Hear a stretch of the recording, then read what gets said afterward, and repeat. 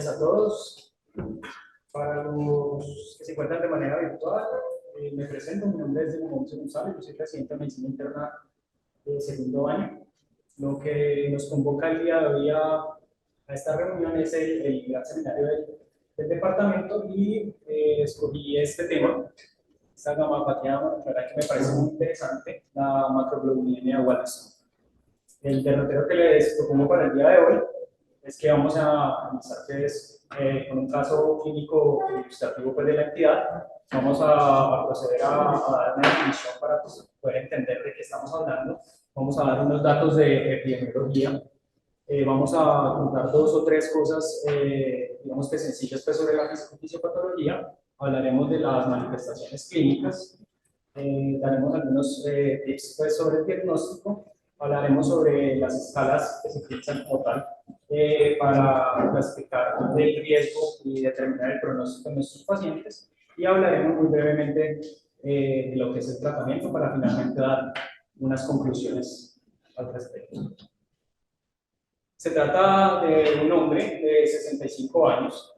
El paciente consultó por un cuadro de 18 meses de evolución. El paciente venía con hinchazón y con decoloración progresiva a nivel de ambos pabellones auriculares. Se quejaba como tal de síntomas constitucionales, tenía fatiga, diaforesis nocturna, pérdida de peso, cefalea de predominio occipital y fotofobia. Al examinar al paciente, encontramos, como podemos ver en la imagen, que el paciente tenía unas pabellones auriculares pues, con edema, una coloración violácea, habían varios quistes a nivel del pabellón auricular que no estaban calientes, que no eran dolorosos, y a nivel de la piel de su nariz, de las mejillas, del labio superior y de la barbilla, teníamos que también había engrosamiento y cambio de la coloración. Al examinarlo exhaustivamente, encontramos que el paciente tenía múltiples linfadenopatía periféricas difusas. Entonces, posteriormente pues, se hizo el examen pues, del fondo de ojo de este paciente. Encontramos que el paciente tenía como tal pues como podemos ver, unas arteriolas tortuosas, unas venas que eran bastante prominentes, distendidas pues, bilateralmente y había pulsaciones disminuidas con algunas hemorragias retinianas pues, que eran evidentes como tal en el fondo de ojo. Entonces, antes de empezar pues, con la definición de lo que es la macroglobulinemia Waldenström, vamos a hablar un poquito de cómo se describió. Fue descrita hace aproximadamente 7 décadas por Jan Gustav Waldenström. Él describió dos casos distintos de pacientes que se presentaban con linfadenopatía, tenían sangrado oronasal, anemia, trombocitopenia y se documentó en estos pacientes infiltración linfoide de la médula ósea. Se le colocó pues, el nombre de macroglobulinemia debido pues, a que se identificó pues, de que era pues, una gamapatía monoclonal con pues, hipersecreción de inmunoglobulina de tipo IgM. Y se le dio pues, el epónimo secundario pues, al doctor Jan Gustav Waldenström, que pues, es un médico internista sueco, que fue pues, el que primero describió como tal la enfermedad. Como tal, ya para entrar a definir qué es la macroglobulinemia de Waldenström, tenemos que es un trastorno linfoproliferativo crónico de células B. Se caracteriza como tal por una acumulación de células linfoplasmocíticas a nivel de la médula ósea y una de sus características fundamentales es que hay una intersecreción como tal de monoglobulina de tipo IgM. La Organización Mundial de la Salud lo clasifica dentro de los linfomas no Hodgkin de bajo grado y en cuanto al curso generalmente son indolentes, pero pueden tener un curso clínico que puede ser muy heterogéneo. Hablando un poco de epidemiología, tenemos que la macroglobulinemia Waldenström corresponde a 1 al 2% del total de las neoplasias hematológicas. Se ha calculado una incidencia ajustada por edad de 3.8 casos por millón de personas año o 0.38 casos por 100.000 personas, que vendría siendo lo mismo. Y en cuanto a la distribución entre hombres y mujeres, tenemos que hay un predominio en hombres siendo de 0.92 versus 0.30 por cada 100.000 personas año. Se estima pues que en Estados Unidos anualmente hay aproximadamente 1.000 a 1.500 casos nuevos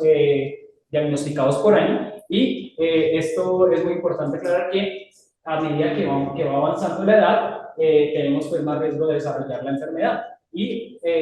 se presenta sobre todo el predominio en las personas caucásicas. Aproximadamente la edad media del diagnóstico de esta entidad es a los 70 años y tenemos que hay un predominio en un 80% los pacientes son blancos y el 20% restante son pertenecientes a lo que son los judíos askenazis. Importante también aclarar de que si bien no se ha comprobado un patrón de herencia en esta entidad, se dice que los pacientes, el 20% de los pacientes que tienen pues, antecedentes familiares de malignidad hematológica tienen pues un pariente en primer grado que tiene pues alguna entidad relacionada. Esta gráfica es muy interesante porque aquí lo que vemos es que cada día más pues, hemos sido como más conscientes de la entidad. Hemos visto que la supervivencia ha aumentado a partir pues, del año 2000, siendo del 78% versus 67%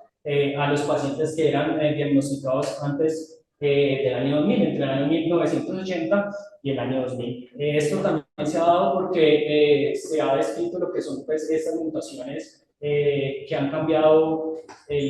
los objetivos de tratamiento y esto ha mejorado como tal la supervivencia de nuestros pacientes. Aquí tenemos lo que les contaba de la relación pues, con los familiares en primer grado. Cuando tenemos una persona que tiene un familiar en primer grado con esta entidad, tenemos que van a tener mayor riesgo, se ha escrito que tienen hasta 20 veces más riesgo de desarrollar ya sea un linfoma linfoplasmocítico o una macroglobulinemia de Waldenström. Y también se ha descrito, eso fue en un estudio pues, poblacional sueco, que tienen mayor riesgo de desarrollar otras neoplasias hematológicas, como son otros tipos de linfoma no Hodgkin, la leucemia linfocítica crónica, tipos de linfoma Hodgkin también tienen ligeramente más probabilidad pues, de desarrollar mieloma múltiple y tienen hasta 5 veces más probabilidad de desarrollar gamopatía monoclonal de significado inicial. En cuanto a la fisiopatología, tenemos pues que estas células linfoplasmocíticas tienen como tal pues unos clústeres de diferenciación muy específicos que nos ayudan como tal por medio ya sea de inmunohistoquímica o de citometría de flujo a identificar como tal estas células, de los cuales de los más importantes son el CD19, el CD20, el CD22, el CD79 y también expresan como tal IgM de superficie de carga restringida. En los últimos años se han logrado ver grandes avances a nivel pues, de tratamiento porque se describieron lo que son esas dos mutaciones puntuales, que son la mutación del MYC88 y la mutación de CXCR4. Dentro de estas mutaciones, la que se encuentra en mayor cantidad entre los pacientes con macroglobulinemia de Waldenström es la de 1088 que se ha descrito en más del 90% de los pacientes con esta entidad y en cuanto a la mutación del CXR4 se ha descrito aproximadamente entre un 30 a un 40% de los pacientes, teniendo pues otras mutaciones como son la ARI1A en el 17% y la CD78B en el 8 al 15%, siendo pues de mucho menor frecuencia.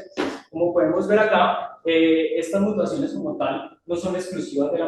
macroglobulinemia de Waldenström, tenemos que también las podemos encontrar en las gamopatías monoclonales de significado incierto de tipo IgM, encontrándola pues en porcentajes también bastante elevados. En algunas series han descrito que más del 80% de estas gamopatías monoclonales de significado incierto de tipo IgM pueden llegar a tener una mutación de 1088 y más del 90% pues, de la macroglobulinemia de Waldenström presenta esta mutación, lo cual es muy importante, como vamos a ver más adelante, para poder diferenciar la macroglobulinemia de otros tipos pues, de neoplasias hematológicas, sobre todo linfomas pues, de células B. En cuanto al MYD88, tenemos que el MYD88 es como tal pues, un receptor de tipo toll-like de tipo 4 y es una proteína pues, de receptores de interleuquina 1 y interleuquina 2. Lo que sucede es que se produce como tal una mutación de tipo missense a nivel pues, de la posición 265, lo que hace que se cambie una leucina por una prolina y esto le va a brindar como tal la capacidad de estas células, le va a dar una mutación pues, que es de ganancia de función y esto va a llevar a que estas células tengan mayor capacidad para sobrevivir y para proliferar. Esta mutación del 1088 se ha relacionado pues con el brazo largo del cromosoma 6, pero también se han visto otras alteraciones a nivel de otros cromosomas que no pertenecen como tal a la región del brazo largo del cromosoma 6. Y tenemos que, como podemos ver acá en la gráfica, el 1088 se puede activar directamente a nivel pues, del receptor de interleuquina 1 o puede activarse por medio de otras proteínas como son la proteína TRAB y muy importante la proteína BTK. En últimas, esto van a alterar algunos genes como son los genes del NF-kappa beta, la tirosina quinasa pues, de Bruton, la BCL2, y esto va a ayudar a que estas células tengan como tal una mayor capacidad para sobrevivir y para proliferar. Esta mutación del 1088 se ha visto relacionada, se ve más frecuentemente en pacientes que tienen edad más avanzada. Cuando tienen esta mutación, se ha descrito que tienen pues, menor compromiso como tal de la médula ósea y tienen mayores niveles de beta-2 microglobulinas, niveles más bajos de la hemoglobina IgM y tienen mayor afectación a nivel extramedular.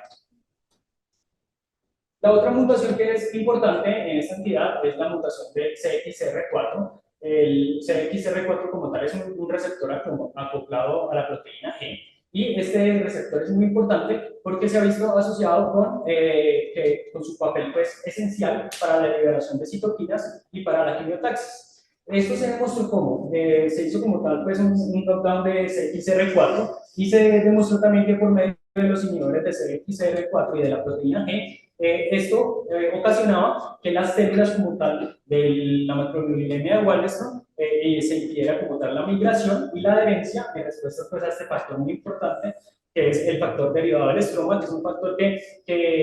se secreta y que es captado pues como tal por las células de macroglobulinemia de Waldenström y que hacen que migren. Entonces haciendo y que se migren y se adhieran como tal a la médula ósea. Entonces, haciendo un knockdown de CXR4, midiendo el CXR4 y la proteína G, se mostró que esta migración y estas adherencias a la médula ósea se impedían.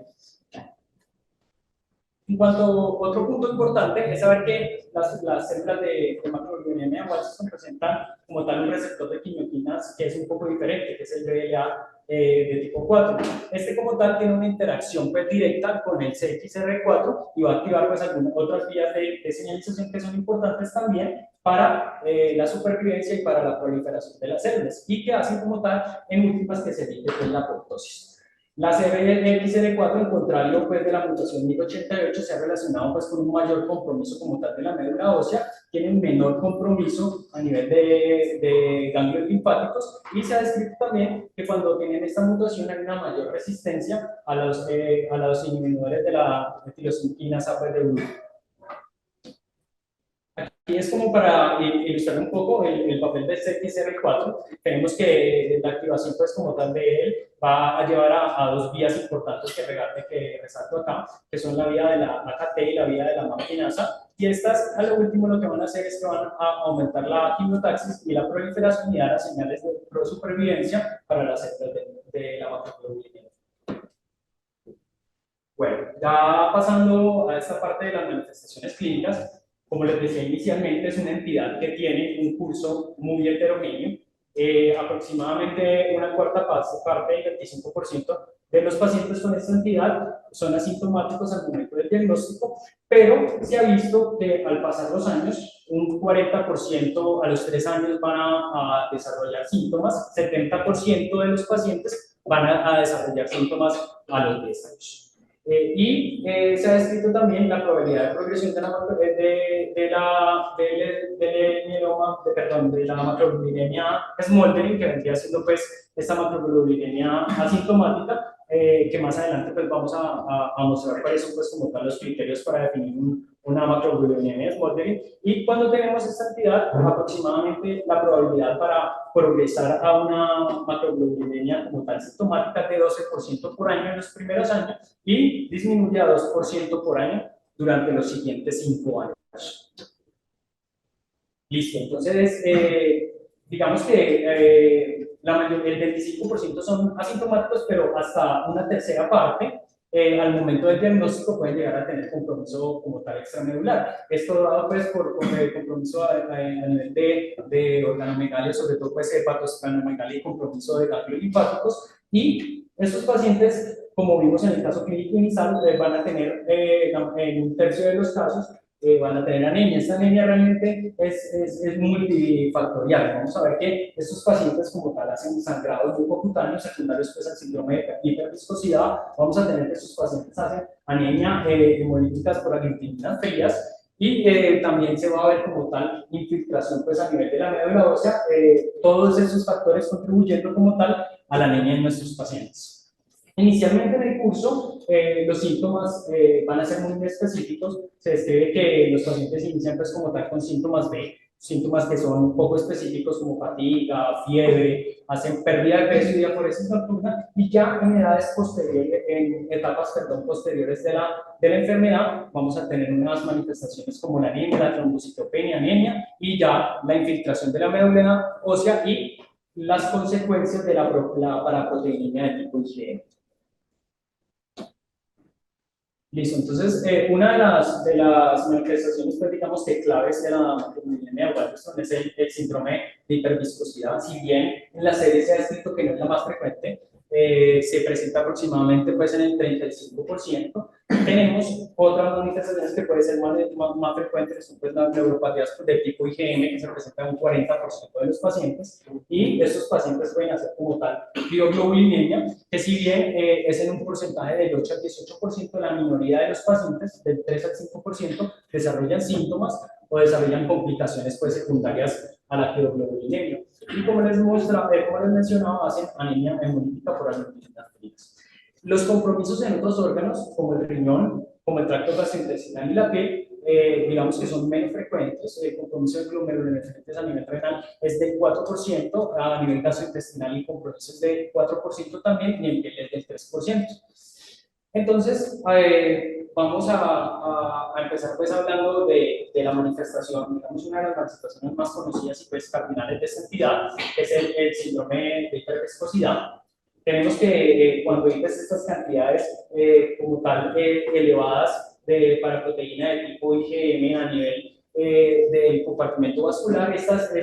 hemoglobinas IgM, como vemos acá, van a tender a formar lo que son grandes pentámeros. Estos grandes pentámeros se acumulan y van a empezar a producir una serie de síntomas, que son fatiga, mareos, sangrado mucocutáneo, van a ser alteraciones retinales típicas, que ya vamos a ver más adelante, hacen insuficiencia cardíaca de alto gasto y en raras ocasiones pueden llegar a ser ya compromiso de alteraciones del estado mental,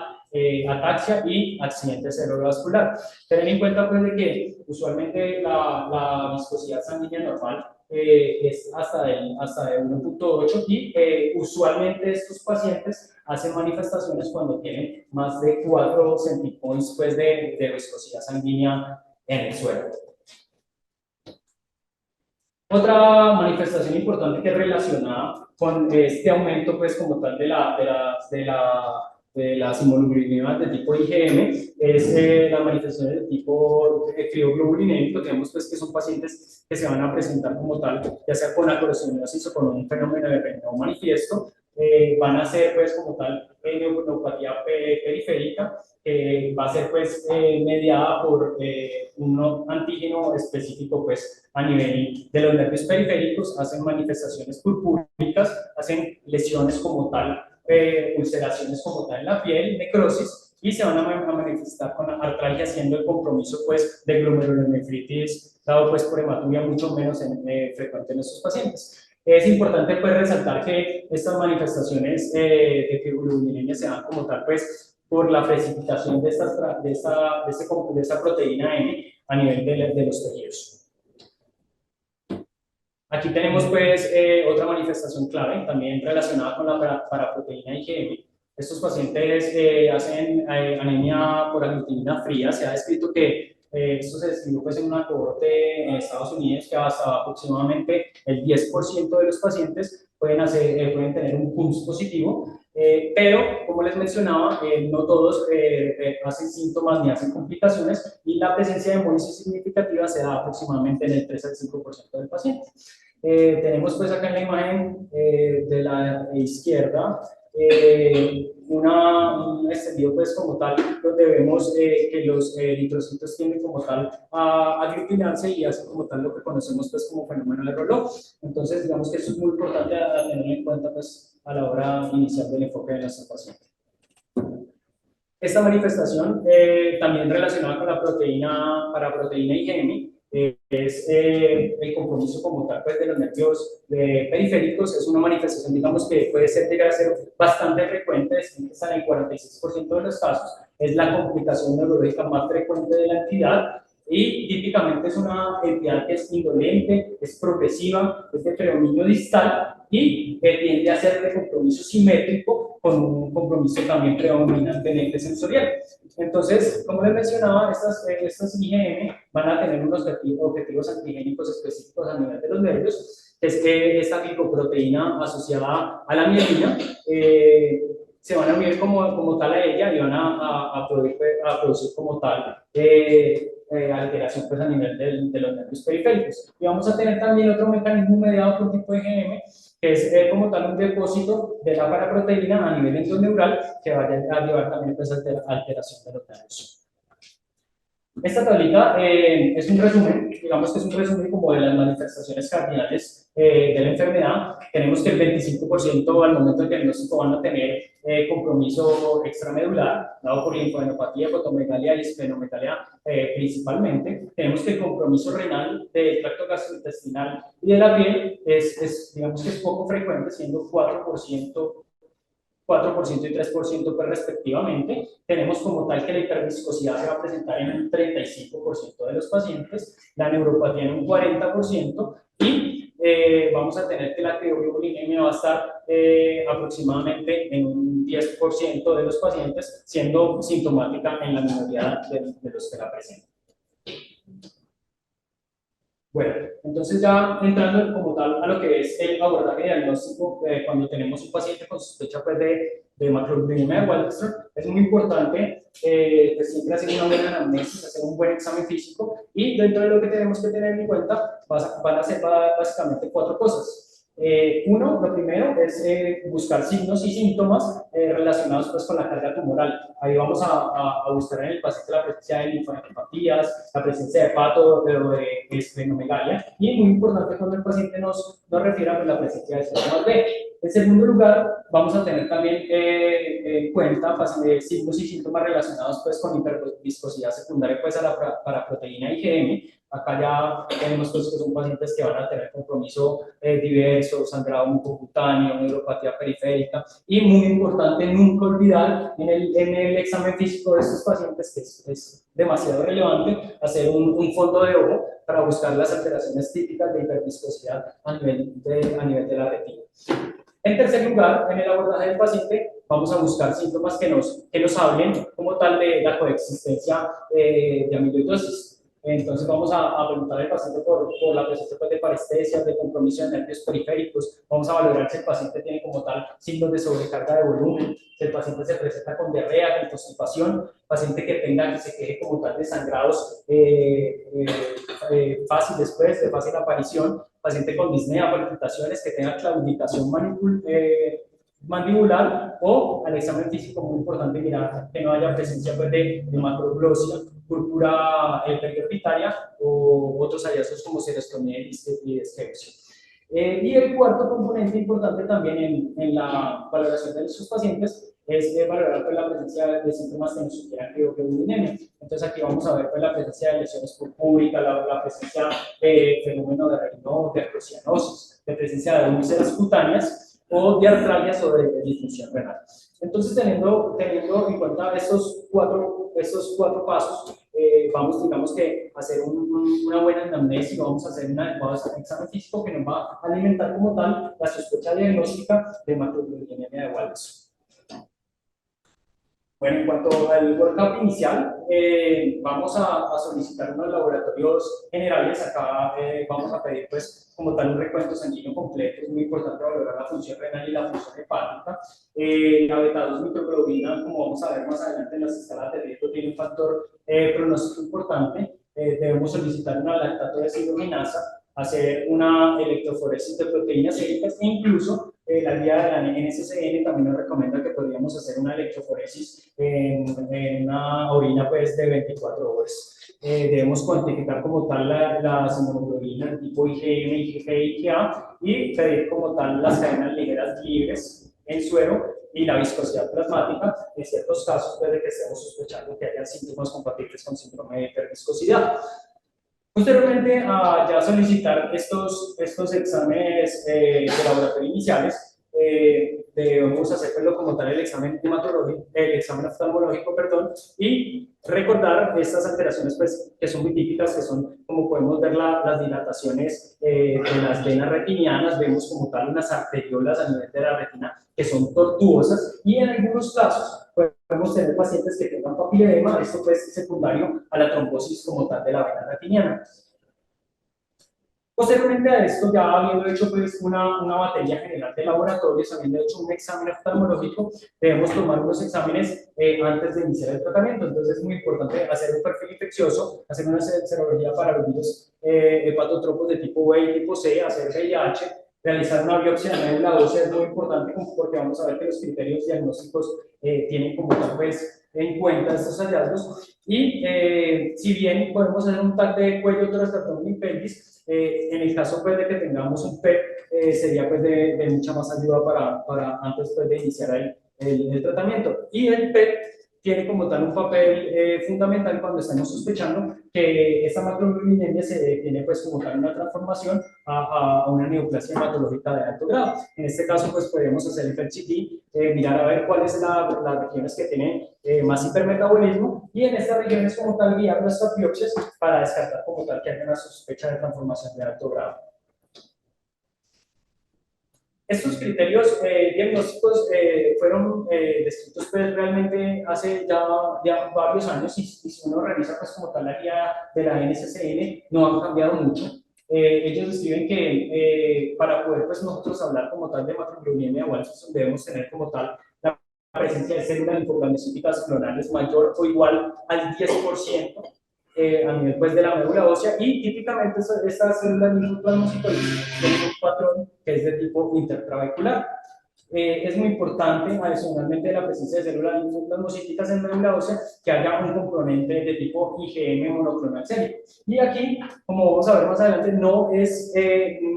hay como tal un valor como tal que nos lleve pues, al diagnóstico. Podemos tener cualquier cantidad pues, como tal de este componente de IgM monoclonal a nivel sérico. La mutación del MIT88, muy importante. Ellos lo meten pues, también como una ayuda para tratar de diferenciar la macroglobulinemia Walsinson de otras neoplasias pues, hematológicas de tipo B. Y siempre pues, debemos tenerlo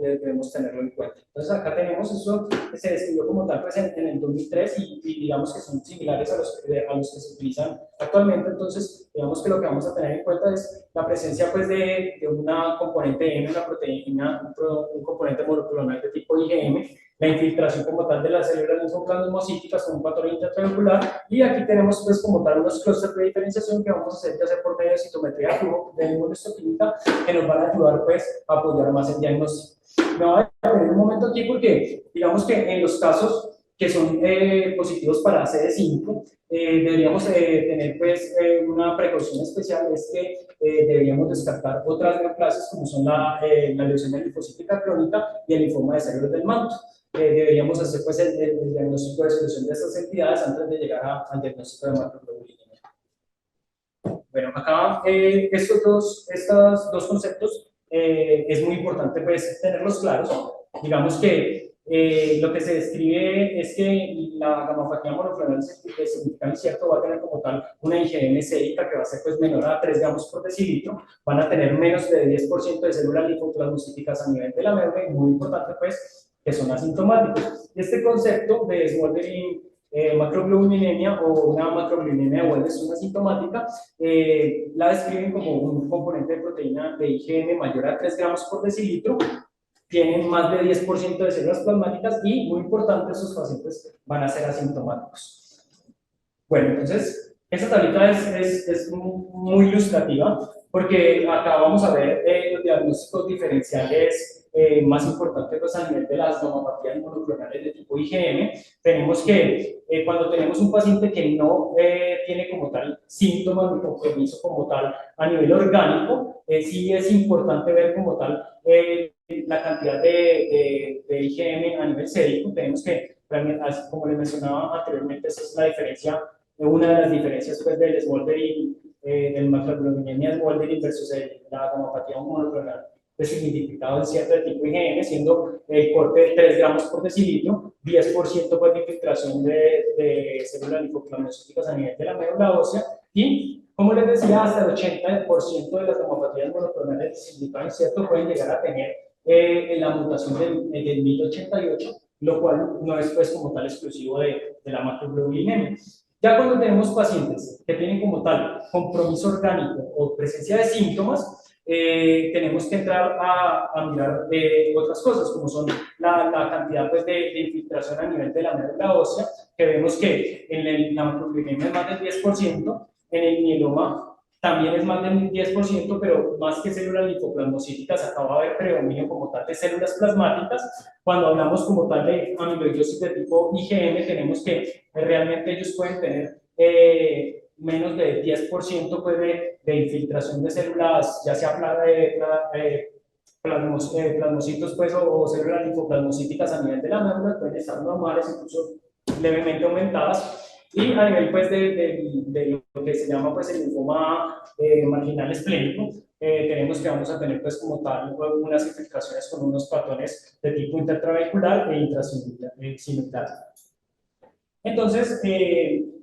ya cuando tenemos pues, esos pacientes con síntomas, es muy importante y recalco nuevamente que una de las características, digamos, que nos puede ayudar a diferenciar frente a qué tipo de gamopatía monoclonal de tipo IgM estamos, es la presencia de hiperviscosidad, síndrome de hiperviscosidad, que si bien no es específico de la macroglobulinemia de Waldenström, es mucho más frecuente en esta entidad y es más menos frecuente o poco común como tal en otros tipos de gamopatías monoclonales IgM. Y de nuevo recalcar el papel predominante de la mutación del MYD88. Bueno, ya hablando de lo que es la valoración del riesgo y del pronóstico, básicamente acá tenemos dos escalas. Tenemos lo que es la escala, el score pues, internacional pronóstico de la macroglobulinemia de Waldenström. Ellos lo que hacen es que acá toman 5 ítems que son como tal la edad, que acá tienen un corte fijo, siendo más de 65 años, pacientes que tengan una hemoglobina menor a 11.5, pacientes que tengan un conteo de plaquetas menor a 100.000, una beta 2 microglobulina mayor a 3 y un componente monoclonal mayor de IgM mayor a 7. Entonces ellos van asignando a cada uno de estos ítems un punto, excepto a la edad, porque ellos le dan un factor pronóstico mayor a la edad y en la edad le asignan como tal 2 puntos pues, en esta escala. Entonces tenemos que cuando un paciente con esta puntuación lo clasifican en 3 categorías, siendo el riesgo bajo, el riesgo intermedio o el riesgo alto, y teniendo pues una probabilidad de supervivencia que si bien no está acá, siendo en bajo aproximadamente el 86%, a nivel intermedio del 67%, y puede ser hasta del 36% cuando está a nivel de un riesgo alto. Teniendo pues una mediana pues, de sobrevivencia en meses que va disminuyendo obviamente a medida que vamos a tener una mayor categoría de riesgo. Y posteriormente se hizo una nueva escala de riesgo de pronóstico que fue la escala pues, como tal de clasificación del riesgo de mieloma múltiple revisado y de macroglobulinemia de Waldenström revisado, y ellos acá ya tuvieron en cuenta solo 4 ítems, que eran la edad, la beta 2 microglobulina, la LDH y la albumina sérica. Y cuando vemos en la edad, también le dan un papel muy importante pronóstico a la edad para esta entidad, teniendo que, dependiendo de, a medida pues, que va aumentando la edad de nuestros pacientes, le van dando un puntaje mayor. Lo clasifican ahorita no en 3 categorías, sino que lo clasifican como tal en 5 categorías, y vemos como la supervivencia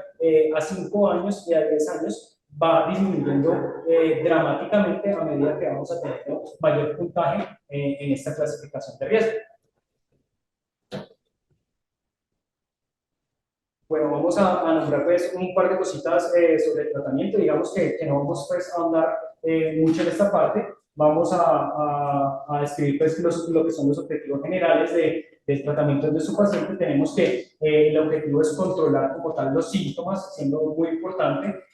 también prevenir el daño como tal a nivel, a nivel orgánico, el daño terminal, y mejorar pues como tal la calidad de vida. Cuando nosotros vamos a plantear un tratamiento a nuestros pacientes, debemos tener varias consideraciones médicas. Como tal, lo que se busca es controlar la enfermedad,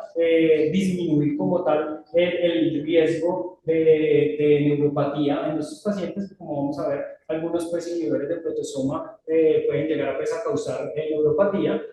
Mirar a ver el riesgo de inmunosupresión, la probabilidad de que nuestro paciente pueda desarrollar neoplasias malignas secundarias, y valorar si nuestro paciente se beneficia como tal de un trasplante de células madres autónomas.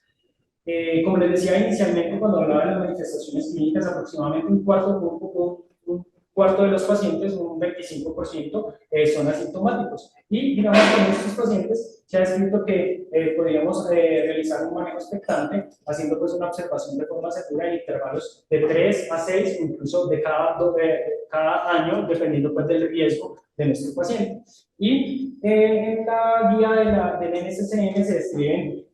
unas indicaciones muy precisas para iniciar el tratamiento de los pacientes, que son la presencia de síntomas constitucionales, la presencia de linfodenopatía asintomática o de masas de tipo Wilkie, la presencia de organomegalias dada por hepato y por esplenomegalia, la presencia de citopenias secundarias a la infiltración como tal de estas células a nivel de la médula ósea, la presencia de signos o síntomas sugestivos de síndrome de hiperviscosidad, de síndromes relacionados con la paraproteína IgM, o la presencia pues, de signos y síntomas que nos hagan pensar en amiloidosis. En cuanto al tratamiento, digamos que ellos dan unas pautas, esto es de la guía del NSCN. Tenemos como tal que la primera línea de tratamiento va a ser pues, el rituximab, y se puede también utilizar la presencia de rituximab combinado con otros medicamentos, como son medicamentos alquilantes como la bendamucina y la ciclofosfamida. Se puede utilizar rituximab en combinación con inhibidores de proteasoma como el bortezomib y el carfilzomib, o podemos utilizar rituximab con análogos de nucleósidos como la fludarabina, la cladribina, o inhibidores de la BTK como el ibrutinib. Ellos ponen como tratamiento primario estas pautas preferidas. Digamos que ellos son muy específicos en que ahí no están organizados por preferencia, sino que están organizados realmente por orden alfabético, y dicen que el tratamiento debe individualizarse teniendo en cuenta las comorbilidades del paciente, la expectativa de vida, las preferencias del paciente o las preferencias del médico tratante. Y nos dan como tal, realmente pues son estos grupos de medicamentos como tal que les muestro en diferentes combinaciones. Esto, digamos que ya para finalizar pues esta parte del tratamiento, es pues, muy importante valorar la respuesta en nuestros pacientes, y tenemos que vamos a tener diferentes clasificaciones. Entonces podemos tener un paciente que tenga respuesta completa, respuesta parcial muy buena, paciente que tenga respuesta menor, que tenga una enfermedad estable o una enfermedad progresiva. ¿Y esto cómo lo determinamos? Lo determinamos teniendo en cuenta como tal el componente de paraproteína IgM, siendo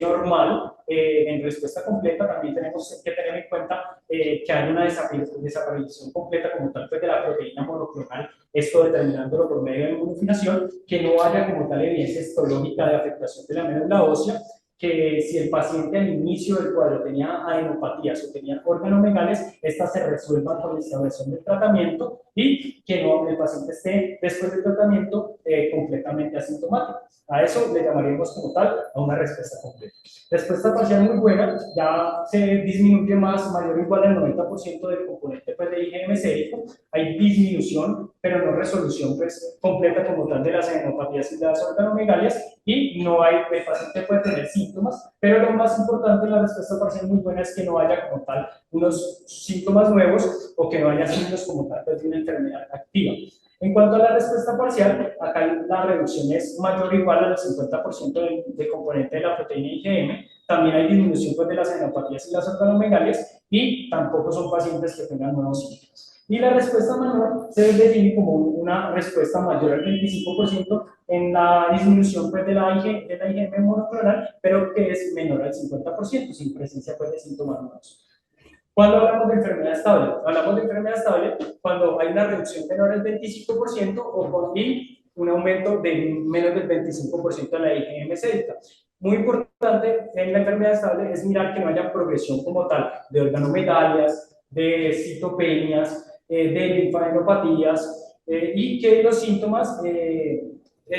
secundarios pues, a la enfermedad no sean clínicamente significativos. Y ya, por último, la enfermedad progresiva es cuando ya hay un aumento de mayor o igual al 25% del componente monoclonal IgM, hay progresión como tal de hallazgos clínicamente significativos, entonces son pacientes que van a desarrollar anemia, trombocitopenia, leucopenia, van a tener más hematopatías, incluso más abulqui, y van a ser síntomas recurrentes como síntomas de B,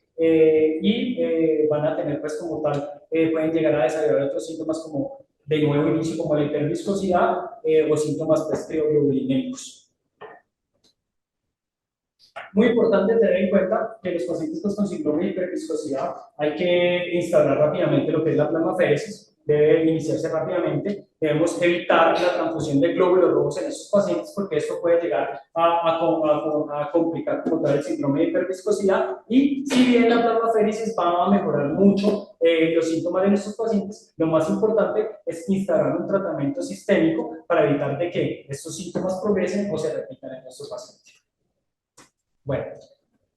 para terminar, la resolución del caso, tenemos que el paciente se le desarrolló una electroforesis de proteínas séricas, se encontró que el paciente tenía como tal un pico de IgM monoclonal, tenía una IgM en el rango de 7.7 gramos por litro, se le hizo una viscosidad sérica relativa que era bastante aumentada en 18.8 y se le realizó como tal una biopsia a nivel pues, de las lesiones que tenía a nivel del pabellón auricular, encontrando infiltrados pues, linfoplasmocíticos difusos a ese nivel con múltiples células plasmáticas. Y acá tenemos, pues, esta es la biopsia a nivel del oído izquierdo, vemos como a nivel de la dermis se ven infiltrados, pues, linfoplasmocitarios difusos, y acá abajo en el panel C tenemos cómo se vean estas células que son los cuerpos de Doppler, que son como tal inclusiones, pues, intranucleares de monoglobulina a nivel de las células plasmáticas, que son las que están acá, que son, pues, muy sugestivas como tal, pues, de la entidad. El aspirado de biopsia de médula ósea en nuestro paciente nos demostró también infiltrado de más del 10% de células linfoplasmocíticas, células que expresaban como tal cadenas ligeras lambdas de IgM monotípicas, y lo que se hizo con nuestro paciente fue instaurar plasmaféresis, dado pues de que tenía signos claros de un síndrome de hiperviscosidad, y se inició manejo con quimioterapia. En este caso se refiere que fue con fludarabina, habiendo pues una mejoría dramática, incluso habiendo resolución completa del edema y a nivel pues, de los pabellones auriculares. Entonces, ya para terminar, para dar pues, un tiempo a la discusión en los comentarios, tenemos que la macroglobulinemia Waldenström es un trastorno linfoproliferativo crónico de células B